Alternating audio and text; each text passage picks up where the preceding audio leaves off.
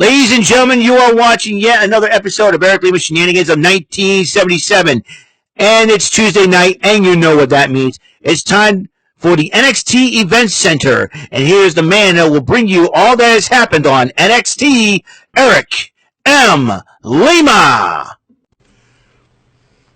Thank you very much, Mr. Announcer, sir. Well, hello, everyone. Welcome to yet another episode of Eric Lima Shenanigans of 1977. As you know by now, I have survived jury duty. In fact, I got out earlier than expected.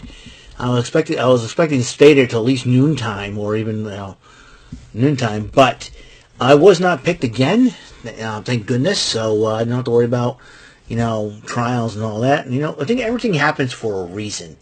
And I always believe, many people get excited about being picked for jury duty and having this. But sometimes, and here's the weird part, I've been going every single time, and I have not gotten picked. And now, normally, sometimes people complain about, hey, how come I didn't get picked or anything like that? And I'm not going to complain, because I think it's kind of scary, trying to judge someone else's life. And to be honest with you, it kind of goes against what I believe in, because the Bible says, judge not, you be judged. So, I'm trying to be very careful of that too, and I think God must have known and sensed how I felt, and maybe He made sure that I didn't, which is kind of a good thing, and even though it is a mandatory thing, and being half autistic, I usually hate mandatory things. That's the most important thing, is I get forced to do something. But, however, I never forced myself to do this. I wanted to do this. It's my YouTube show. So, I did survive, and so that major roadblock, I don't have to worry about it for the next 3 years. So, I can relax. So you already saw my just in case, I did put up the high rollers, and that's why you have not seen me do another video in quite a while. Thinking, I did schedule it, so always have a smart mind, and thank God YouTube always has always an episode schedule. So yeah, so the stay was shorter. I was about to watch some Bruce Almighty. They put on Bruce Almighty. Could you believe that? It was funny. Of all the movies, they put on Bruce Almighty with Jim Carrey. Hilarious. Could have stayed and say, can I watch the whole thing? Just for a joke, but nope, I wanted to get out of there. So to come home and talk about what happened on NXT. This is the fallout from Roadblock last week. Last week's Roadblock fallout. It started off with a triple threat tag team qualifier match of the LWO versus OTM. The LWO with Cruz del Toro and Joaquin Wilde, while OTM consists of the team of Bronco Nima, Lucian Price with Scripps in their corner. And this was a heck of a matchup. During the matchup, though, the tag team champs, the Wolf Dogs, that's Braun Breaker and Baron Corbin, show up on the PC balcony during the matchup, and the LWO with the amazing aerial tactics of Joaquin Wilde ended up winning the matchup. Meanwhile, Oba Femi was arriving at the PC with the North American title, was getting interviewed by the cameraman until Brooks Jensen interrupted him and started pushing and shoving, and officials and security trying to separate the two of them, and Josh Briggs even held back Brooks Jensen. He's like, what are you doing? Hey, Briggs, dude, it's your fault that you did this, man. It's your fault that you motivated the guy. Stand Deliver is not that far off, and you're over here motivating people. So, and then Chase U got together and talked about it, and Dia Hale showed a picture of JC Jane and Jasmine Nix, and she felt like, she felt like, JC Jane did stab her in the back and all, and it felt like, but instead decided to have another partner, and Kaylani joined, says she wanted to get her hands on Kiana James and Izzy Dane. So then Roxanne Perez explained why she attacked Lana Valkyria last week, to the point where she was sick and tired of being the nice girl and all that. And ever since that day that she defeated Miko Satomura, and had that concussion and was stripped of the title, she had not felt it was for her it was a downward spiral. But she said that I got a hunch. She says that now that Valkyria's hurt, Roxanne goes, well, Ava come out, get the women's title, and bring it to me, reward to me the title I did not lose. Ava came out and tried to explain what's going on, but before you know it, Tatum Paxley interrupted the proceedings and went after Roxanne Perez. Ava's trying to tell the security, get her out of here, get her out of there. But it seems like Ava did not get a chance to complete her sentence, and I'm sure she'll tweet about that later tonight. So, the family was celebrating the victory last week, and the newest member of the crew, the new concierge of the family, Luca Crucifino. I think Luca Crucifino and Stacks are going to operate as a tag team, while Tony D'Angelo may end up going for the big one. So, but they were interrupted by Ilya Dragunov, and they sat down and talked. But then D'Angelo snapped his fingers. Crucifino and Stacks grabbed Dragunov, who was struggling, and saying, "Let me go." And they threw him in the trunk, and the family decided to take off with him in the trunk. Oh boy. Meanwhile, Mr. Stone, who decided to do this battle by himself, took on Lexis King, and Lexis King wins the matchup, but then he goes to attack Stone after the match, and then Von Wagner came to rescue Stone in time. Kelly Kincaid interviewed Femi again, and then about the North American title match, but Dijak interrupts Femi. Oh, that's going to be a matchup for sure. So, if that goes down. Rich Holland was working out, and then his wife and daughter did FaceTime him to wish him luck and be careful. And Rich loves his wife and daughter, and that Rich Holland's a cool dude. As he gets ready for his match against Shawn Spears. The North American title was on the line. Obafemi defending it against Brooks Jensen. Josh Briggs did come out to ringside trying to motivate him. Says, get up. But it wasn't enough as Femi retains the title. That mean and Josh Briggs came in the ring trying to console Jensen. Think about it.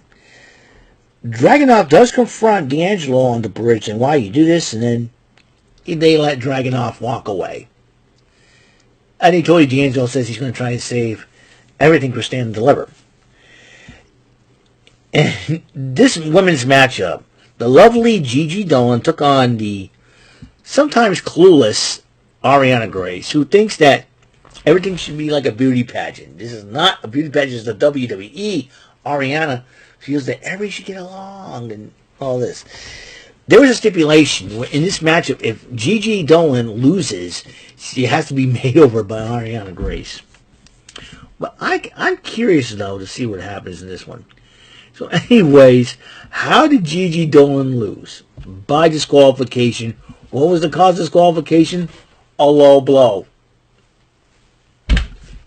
I don't know if I want to laugh or if I want to say, what the heck and why? Looks like the same thing goes for women. Low blow causes disqualification. It's like, you figure, I have no words in this matchup. I love Gigi Dolan. I do. I think she's the most gorgeous woman ever. One of the most gorgeous ladies in NXT. Besides Nikita Lyons, who was hurt. I can't picture. I was like, a low blow? And I'm like, because what happened was, Ariana Grace was trying to make Gigi Dolan wear the tiara, and Gigi's like, "What are you doing?" And then the referee takes the tiara away, and then this is when Ariana Grace did the low blow on Gigi Dolan, and then Ariana Grace talking trash, and she low blow, but the referee caught her doing it and disqualified her, and giving Ariana Grace the victory. I'm like, what the heck? What? How? And I don't know if I want to hold in my laughter. I'm trying to hold in my laughter at this point. You're talking about, I know, and let's just say, I don't know. I'm at a loss for words and how this happened. So I was like, how do you lose by disqualification in a women's matchup with a low blow? I mean, it's like it Does that part hurt still? I don't. I really don't. Anyways, poor Gigi Dolan lost the matchup. She has to be made over by Ariana Grace. I'm kind of curious to see what that actually happens. Hopefully, she may look even prettier. I don't know. Who knows for sure? Carmen Petrovic and Sol Ruka were talking. Welcome back, Sol Ruka. Carmen Petrovic, she's a cutie. I like her. But then Lola Vice interrupts both ladies and then starts dissing on Petrovic and says, save it for the match. And then Brinley Reese talks to both Ruka and Petrovic, and then Aegis Nofei and Malik, let's go. Brinley Reese. I was like, Brinley Reese, the way that energy is, I said, dude, team her up with Thea Hale. They look like freaking sisters, for goodness sakes. It's like Brinley Reese and Thea Hale are freaking twins. More on that situation with Thea Hale. But then Kayla and Johnny got attacked in the backstage. We don't know who did it and why. And Thea Hale was supposed to go out there against Kiana James and Izzy Dame. But then as Thea Hale's about the bell rang and she's about to go at it, here comes Fallon Henley backing Thea Hale up. And despite that, Izzy James, JC Jane and Jasmine Nix were arriving at ringside, and they got involved somehow. But Kiana James and Izzy Dane did pick up the victory, and then Thea Hale goes, I thought you were my friend, but you're nothing. You're a rotten person. Well, guess what? The old Thea Hale is back, and she's running around the ring, and even Fallon is like, you go, girl, and all that good stuff. But Riley Osborne was pretty happy about that, watching it, and then No Car Catch Crew looks at this, is deciding something to Hale, and then he said, that's a little harsh, isn't it not? And then he wants to challenge him to a matchup, to the Heritage Cup. He says, we're doing no quarter catch clause. But then Axiom and Nathan Frazier shows up and starts, jaw-jacking. He says, two of us will be tag team champions, and we'll walk away with the Heritage Cup. So there's that. The Good Brothers were addressing the team that they're going to take on in a triple threat tag team qualifying matchup. Hank Walker and Tank Ledger. I almost say Texas Ranger. Don't know why. Hank Walker and Tank Ledger. And Hank and Tank were responding, and then the Wolf Dogs show up. The two of them, they all shake hands. And how you guys doing? Let's get motivated. They have a match, and they got a kick out of everything. So they go a little bit crazy. Rich Holland took on Sean Spears, and Sean Spears, taking advantage of Rich Holland's conscience, ended up winning the matchup. And then Trick Williams addresses what happened last week and why he did it, and then he decided, well, here's the deal. I'm challenging you, Hayes, to a matchup at Stand and Deliver. But then Metaphor comes out, interrupts Williams. Noam Dar's challenged Williams to a matchup. Williams, how he responded, he punched both him, Noam Dar and Oro Mensah in the face, but then when Lash Legend tried to get a hold, tried to confront Williams dips around, and then all of a sudden both of them kiss. They made out. In real life, they're dating. And I knew that something like that was going to happen. I said, I think Trick Williams will have his own hype person, in this case, in the form of Lash Legend. I'm guaranteeing you that right now. Lash Legend will be the hype woman for Trick Williams. And that's how, and then he tossed out both Dar and Mensah, and that's how NXT ended. So, that is all the time we have on this show. Episode 1266 of Eric Levy's Shenanigans of 1977. Now that jury duty bull honky is out of the way, I can relax, enjoy the rest of my vacation. That means tomorrow we're going to have some Joker's Wild. Pull on that one-armed bandit to battle the devil and beat him. All right? You beat the devil with the one-armed bandit as your tag team, as my tag team partner, baby. We're going to take down the devil together and win $1,000. Natural triples galore. In fact, last week on my birthday, I did very, very well against that rotten devil. Let's keep that momentum in March going. All right, so I'm really excited to sleep in again. I had to wake up a little early just to get ready for jury duty this morning. But that is all out of the way. I'm back home. I can relax. I'm going to enjoy uploading this video and getting to bed here. So that way I can wake up a little late tomorrow morning because I'm on vacation still. That's the fun part. So, one more thing. I forgot to do this. One more thing. I want to welcome a new subscriber to the channel. Heather, the TDI fan, 2024. I think TDI means Total Drama Island. I think it's a cartoon on the Cartoon Network back in the day. I do believe. So, Heather, the TDI fan, welcome to my channel. I hope you like this video and any other videos I will upload in the future. Thank you for tuning in. So, and you have any questions, Heather, TDI fan 2024, let me know in the comments, okay? So, if anybody out there also likes this video or any video that I do, please give it a like, and please subscribe to the channel.